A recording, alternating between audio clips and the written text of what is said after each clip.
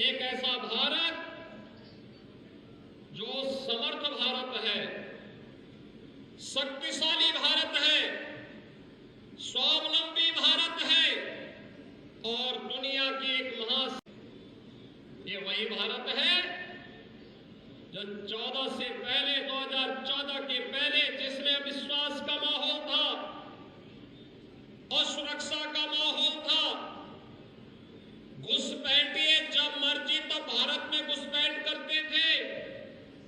भारत के सामने असमंजस की स्थिति थी कि कौन सी नीति अपनानी है और किस रास्ते चलना है।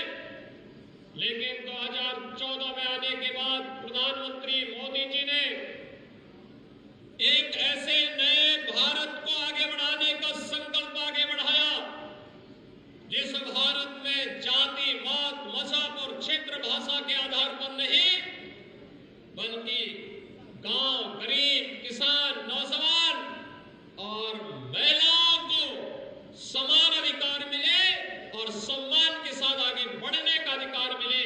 और उसके तहत उन्होंने अपनी योजनाएं बनाई और उन्हें प्रभावी ढंग से लागू किया है।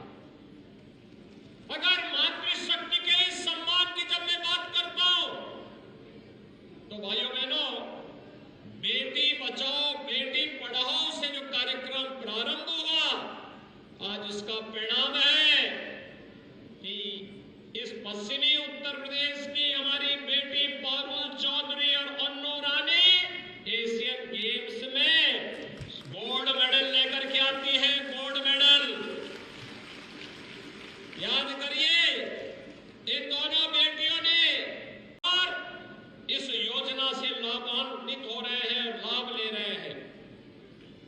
अनेक ऐसे कार्यक्रम जो बेटियों के लिए, बहनों के लिए, माताओं के लिए कल्याणकारी कारक है, उनकी सुरक्षा के लिए, उनके सम्मान के लिए और उनके स्वावलंबन के लिए महत्वपूर्ण थी।